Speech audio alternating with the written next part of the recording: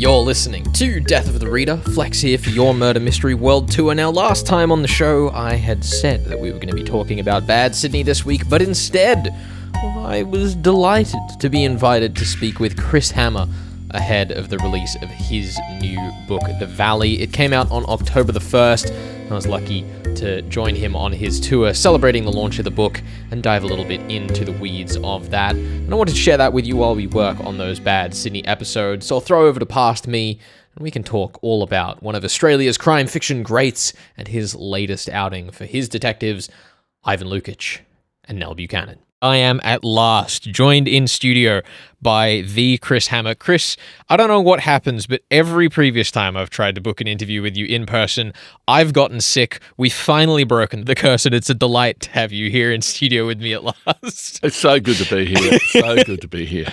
Now, I guess we're here to talk about The Valley, your latest novel in the Nell and Ivan series. And one of the things that has been really interesting over the course of that series, I think, as it's gone on, you've gotten more and more back into the politics of water that you explored in The River and the Coast. But one of the things that really struck me about The Valley reading it is that compared to the last few novels where it has been very much about the politics of water, it feels like in this book, it is more that water is the canvas upon which the existing politics is painted. And I loved that distinction for this book. If it's there like that, it wasn't a deliberate choice. A few books ago, people were saying, why is it always a desert? And there was a couple of books there that had cults in them. And so what's with all the sort of religious stuff? And none of it is really deliberate. What happened is I wrote a book called The Tilt that was set on the Murray River, a real place, the Barmah Forest. And I was thinking as I was writing that about putting some stuff in about water trading, but the book got too big and it didn't fit. So by the time I finished The Tilt, I was already thinking irrigation scheme and hence the 7. And this time I thought, no, I'll move. I'm not sure what drew me to the valley, whether I was driving to the coast. It's a mountain valley and it's loosely based on the Araluen Valley, which is south of Braidwood. And so I positioned it there, and I wasn't really thinking about water at all. The book starts with a discovery of a body of a local entrepreneur who's been drowned in the river. Obviously, the UK publishers have picked up on the water theme because they're actually calling the book The Broken River. You know, it's confusing. They have different titles there. And there's a rather dramatic scene in the book a bit later on, without giving away too many spoilers, where there's this huge storm and one of the point of view characters almost drowns. Not to get into those spoilers, but still to talk about that. The particular major flooding happens in 1990, which I guess is sort of, in some ways, Australia's like epoch flooding event, where we had Nyngan and, big cyclone that affected a lot of northern New South Wales, and then floods in the August of that year. What was it that drew you to that particular natural disaster as like the tipping point for this book? One of the things that happens in the books, and as you've alluded, there's a couple of different timeframes in the book. So there's a present-day murder mystery. This guy, as I said, his body's found, he's been murdered, he's been drowned in the river in the valley.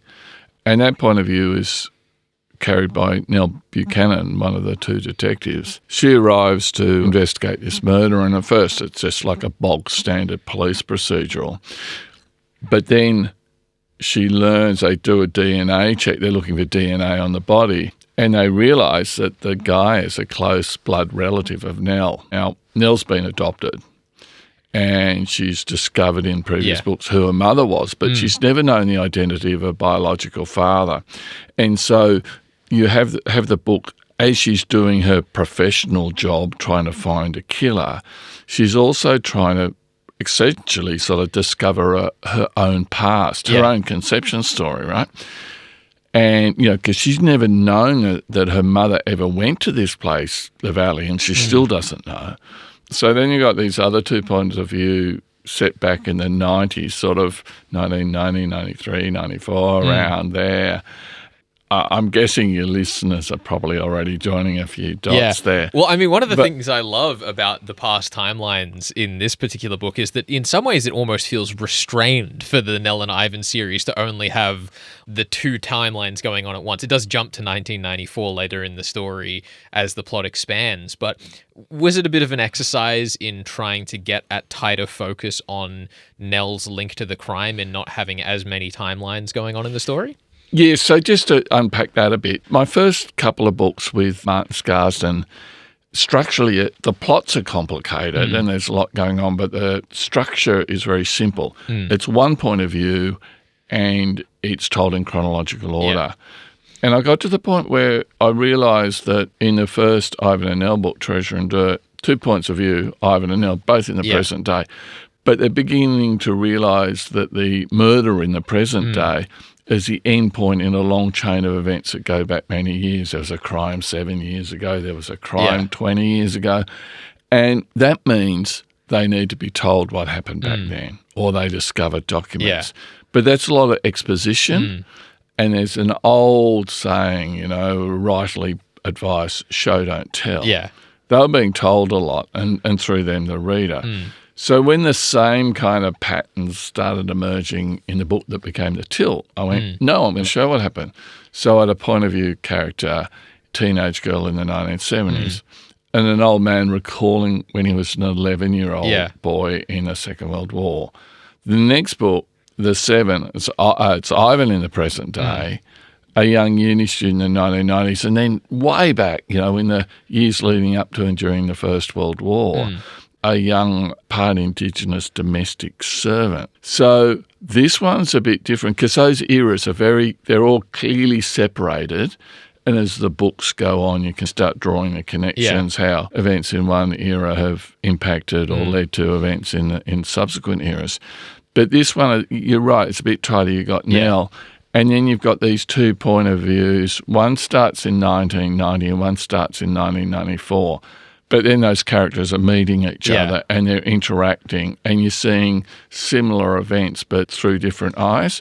So it was a bit of a challenge I set myself. The two questions I have from the back of that, I guess one is, I know you've been talking a bit about how seeing Scrublands brought to the screen sort of reinvigorated your love for Martin Scarsden's universe. Do you feel like that had a bit of an influence on how that, you know, condensing of the plot played out in this book, that you were inspired by the adaptation of your own work? No, I don't think so. And I'm trying to think how far into the book I would have been by the time I saw the TV series. I think it was well underway, so possibly not. The only thing that did happen, when I saw the TV series, as you said, I thought, oh, there's more to Martin. I might have to write. Martin often appears as a bit of a cameo in the Ivan and Nell books, because if they ever need to speak to a journalist, I think, well, why make up a new journalist? Got a perfectly good one sitting there. One of the opportunities you've sort of alluded to there is that because it's a more recent history we're dealing with, we can see the same character in two different timelines. How did that feel different for you as a writer, getting to explore someone at two different points in their life, both as an adult? Because I feel like playing with how people were as children is something that you've sort of done with the timelines a bit in the past.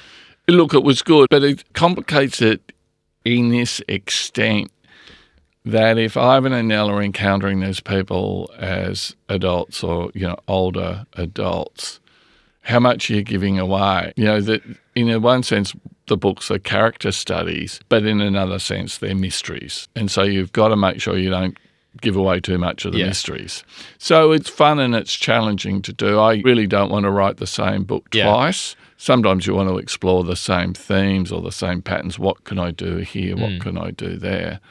And, because I don't really plot out my books in advance, sometimes I just think, oh, my God, what have I got myself into here? How do I get out of this? It's really fascinating, too, because I will say the moment that our past timeline comes full circle, which you'll know what I mean, Chris, but I'll leave it vague for listeners, such a beautiful moment that I don't think I've seen so directly in your novels before, and it was beautifully executed. But I also really love the way that we tie back to that prologue scene, because the Ivan and Nell books so often come with these big, punchy, action-packed prologues. And this book was so unique because it feels at first so disconnected from what then happens in the following chapters. You know, how do you pick the right bait to draw an audience in like that? I typically write the books in kind of chronological order. I know there are authors who just sort of skip ahead, write the scenes they want to, and then they kind of write the transitional chapters, if I put it like that, later. I tend to start at the beginning and end at the end, except for those kind of prologues. So I'm not sure how far I was through the process when I thought, this is how I'll grab the reader in and give it a bit of oomph, because otherwise the narrative just starts with Ivan and Nell driving into the valley, you know, because a body's been found, and that's a bit sort of standard, I guess. You know, in Scrublands it starts with a very dramatic prologue of a priest shooting 5 parishioners.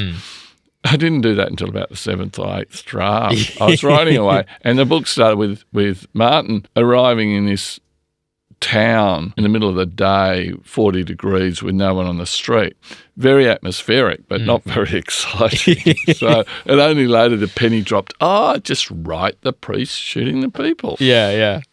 I think it's also really interesting too, talking about that atmosphere, because where you've set it, the valley, this sort of mix-up of the communities around Braidwood, Saltwood in this book, it's sort of reimagined as so that you could put as much political corruption without accidentally slandering anyone as possible. Yeah, you're on to me. That's exactly right. Talk to me about choosing that group of communities as the foothold for this particular story, because, you know, I think starting with it was Lightning Ridge and Treasure and Dirt was the foothold for that particular story, and you've taken us on this journey through these gorgeous locations. You mentioned the Barmer-Millwall Forest before. What drew you to Braidwood? So what I realised when I started writing the Ivan and Nell books, they're New South Wales detectives, homicide detectives.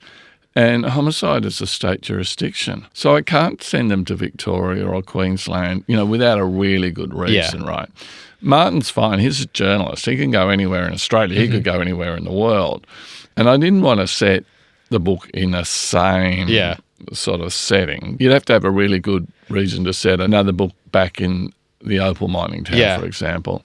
Initially, I was thinking of the Snowy Mountains, and then I thought Nimbin up on the, like this very verdant, rainforesty sort of place. You know, it's the kind of hippie capital. Yeah. And I actually went up there. I stayed there up for a week because I was sort of researching that. And there is just a very slight mention of Nimbin in the book towards the end. But for some reason, there's a very strong sort of storyline in the book about gold. There's an old gold mine in the valley, which I've sort of borrowed from Captain's Flat, Majors Creek, places like that. And I was thinking, no, there isn't any gold up near Nimbin, as far as I know. So then I went, oh, no, you know, that would work. And the Yarraluen Valley is beautiful. And so the image of the kind of quite luxuriant, wet contrast with the scrublands, the Severn, the sort of more drought-stricken thing. I think that's how I ended up there. Yeah, a bit of a best of both worlds situation. I think one of the other things that's so fantastic about that too is, you know, you're talking in there about how it's a state jurisdiction and Nell and Ivan are based out of Dubbo. And I loved the way at the opening of the story that you could sort of see where your thinking was going at the beginning of the book when we start to talk about how Dubbo is very much a political choice for where to put them rather than a practical one. Yeah. It's just a bit of fun, really. Yeah. But no, what I thought is, in the first book, Treasure and Dirt, Ivan is sent out from Sydney, and he typically would go with his senior officer, Morris Montefiore, but because of events in the book, he's sent by himself, and Nels, who's a detective out at Burke, is sent to help. But then I ran into this problem. Well, if I'm writing books in the regions, why is it always Ivan who's being sent out? And so I invented this thing, and it kind of rings true. It's the sort of thing a politician would do, is we're going to send some resources out into the regions, in the way that Barnaby Joyce, when he was a minister, decided to relocate some government agency from Canberra to Tamworth. And, you know, so they're sent out there to be this rural flying squad. But the thing is, New South Wales is so big that half the time they've got to fly back to Sydney and then fly out anyway. In this case, they can drive, but it's still a long haul. Yeah. Well, yeah, I guess one of the other things there too is that Ivan, having moved out to a rural community, having had all of the turmoil of the big city, sort of had, in some respects, his like healing journey in the Seven as he learned more about himself and his background. And it was so interesting having, Nell and his roles reversed again. Nell's the one exploring her backstory. But it makes me think of when you wrapped up the Martin Scarsden series, talking about how Martin and Mandy had both had their journey. They didn't have any skin in the game. Is there much skin left in the game for Nell and Ivan? I think so. And you're right. You've touched on an important element in my books, which happened almost accidentally. And in Scrublands, I was just trying to write a good kind of mystery. But in the end, it's kind of a redemption story for Martin. He's a very damaged guy at the start of the books, and the events in the story help change him and kind of help healing him. He's a much more self-aware character at the end. And I like that, but I also think it appealed to readers. So I kept that going in Silver and Trust. And it's the same here. There's always a kind of an emotional story and there's a personal story. So can I keep that going? Look, I hope so. Yeah. But, say in the Seven, and Ivan is the point of view character there, and there's some emotional stuff involving his father there. But there's also some emotional storylines with the other characters in the story, and I think the same here. It's not just Ivan and Nell who are affected by it, it's the other characters as well. Well, I guess one of the other interesting characters with skin in the game in this novel, and I don't want to get too much into the specifics, but we get to see so much more in this book than I felt we have before of Martin's mentor, Maxwell. How did it feel to come and flesh out a character like that who's sort of been along for the ride for so long in all of your books, but has never really been the feature guy? Yeah, so one of the things that I do, and it's sort of fun to do, is I bring back characters who have been there before. So Ivan himself starts as this rather minor character in the Martin Scarsden books, and he's just this sort of surly offsider to the main cop, Morris Montefiore. So when I started writing Treasure and Dirt, I was thinking of, I'll use Morris. But then for reasons that become clear in the book, he's sort of sidelined. So I bring up Ivan. Now, Max is, in the Martin Scarsden books, kind of in the present day, is the editor of the Sydney Morning Herald, and he's Martin's mentor. But in the storyline in this book, as I said, there's storylines in 1990 and 1994, we go back and we see Max as a young reporter breaking his first big story and kind of getting it wrong in a way. So, the guy who's like the impeccable, exemplary journalist, the guy who knows it all and sees it all, you see him back when he's young and getting things wrong and stuffing up and learning the lessons the hard way. That's fun if you can extend the kind of universe of characters a bit. One of the things that was a really strong thread through the opening of this book is that Plotter, the sort of CO that Ivan and Nell report to, sends them out on this case when both Ivan and Nell know that something is off about him sending them there. How do you use characters like Plotter to talk about the undercurrent of the story in that very show-don't-tell way? The thing is, and this is factual, if a murder happens out in the bush somewhere, it doesn't get referred to homicide automatically, because the sad truth is most murders are just stupid. It's some guy who's had too much to drink and, it's a domestic violence situation and hits their partner too hard, and the cops turn up and the guy's sitting there with blood on his hands or whatever. So you don't need a homicide detective. And all the different regions in New South Wales have their own detectives. And so they would normally investigate a simple murder. Now, the thing, Ivan and Nell are there with their expertise to do the more difficult cases. And in this book, this guy's died, he's drowned in the river, but they're sent straight away. Yeah. So normally it would be like the normal detectives, in this case from Queanbeyan, would look into it. And if they couldn't get anywhere, then maybe they come in later. But they're called in within hours and they're wondering why. And, of course, you find out why as you read the book. Yeah, well, I think it's also really fun too because we then have these opposing worlds where political corruption is so obviously like the thrust of the book, you know, as I said, with the political decision to have them placed out in Dubbo, the renaming of the town. It's all a little baked in there. But one of the things that I really love is that there's sort of a core villain that's painted at the start of this story that we never quite get the tools to wrangle with until the very end. Tying a character like that through who is so complex and so baked into anything without giving the game away, what's it like to keep that card up the sleeve? In one hand, I'm keeping it up the sleeve, but in another way, it's there at the start. And when I started writing crime fiction, the thing that struck me, and I just really wondered how the hell you could do it, the big reveal, the big denouement. And what I realised is if you keep it to the end, what do you put in the middle of the book? So what you really need is to have a whole lot of reveals happening throughout the book. And so when this guy is sort of revealed as the hand behind the scenes sort of things, it's not such a big reveal because it's kind of there already. But I think it still works because there's a whole bunch of other revelations that are happening around that point. It's almost like, yeah, he's the sort of mastermind, if you like. It doesn't really matter because there's other more interesting things happening. Well, yeah, because that's also one of the things that's so compelling about the way that you use multiple timelines is that we so often have this like just field of enticing distractions that you have to all weave back together at the end. And I guess the other spoiler-heavy question, but I need to know the answer, is when did the penny drop for you about the fake gold? Because I thought that was a genius plot device. Writing this book, I was beginning to panic. I always felt that I was a couple of weeks behind or more where I was behind. And so I had the idea of the old gold mine, which had shut down and people were trying to revive it. That's a good way of putting it. And I was at this writing retreat down on the Monero with some other writers. I was staying by myself out in this isolated college, and I was just walking back one night and I went, oh.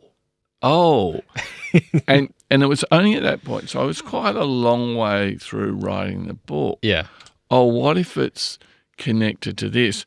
So I hadn't written the prologue at that stage, that dramatic prologue you're saying, because that wasn't part of the story yet. It was only then, and then I went, oh, yeah, that's going to work. That's good. I love that idea of just the all of these machinations that are pointing in one direction and how suddenly such a simple observation like that can turn everything on its head. It's like the thing that mystery writers aspire for with people realizing who the killer is, but with another plot device, which I think is something that's so special to capture. Yeah, it comes as part of my process. I'm a pantser. So I write by the seat of my pants. I get an idea. So I've got the location. I always have the setting. And I have maybe initial crime and initial mystery, even though I don't know the answer. And then I start working my way through it. And this sounds a bit strange probably, but it's almost like the story is there. Yeah. And I've just got to uncover the story. I've got to discover the story. So it feels more like that rather than me making the story up. If I work hard enough and I think long enough and I write enough, the story will reveal itself. One of the things I love about talking with pantsers like yourself, Michael Robotham, Solari Gentle, is all of these different analogies you have for the way that it works. Because like Solari, it's like she's almost having the characters talk over her shoulder and feed her the plot. Yep. Michael, it's like he's the internal monologue of his characters trying to get them out of these horrible situations. You're like an archaeologist. Does the strategy ever really change, or is it that archaeology that appeals to you? It works for me. So I've tried to plot books out, and to my mind it sounds a lot more efficient because I get stuck a lot and I end up throwing out a lot of stuff. And, by the end, the book hopefully is a really cohesive thing and everything's working together. But it's not in my mind. So I would love it if I wasn't like that. And people ask me about my process. Seriously, it feels like with every book, I'm reinventing the wheel. I mean, I don't just mean the story. I mean the way I go about writing the story. But look, that's me. I'm stuck with it. And at times it's quite joyful because as I'm writing, things are occurring. So when it's really working well, it's almost like I'm reading a book or I'm taking dictation. Other times I get totally stuck. But things will happen where I'll go, I think the killer's that person, and then I get a better idea and it's someone else. So it's quite a ride. And when it's working well, it's a really joyful kind of process. Yeah. Well, Chris, I have got to say, as always, Ivan and Nell have such a strong foothold in the identity of Australian crime fiction, and it's so well-deserved for how delightful these books are to read and all of these unique little pieces that you managed to thread into it. So it is such a joy speaking with you, and thank you so much for joining us on Death of the Reader. Thanks so much, Feely. This is Death of the Reader, your murder mystery world tour here on 2SER 107.3. Thank you to Chris Hammer for joining me for this delightful conversation. Wonderful to finally get him in studio. And also a thank you to Allen and Unwin for providing us copies and helping us arrange the time for the interview. We'll be back with more on your murder mystery world tour next week on the show. Thanks for joining us. I'm out of here.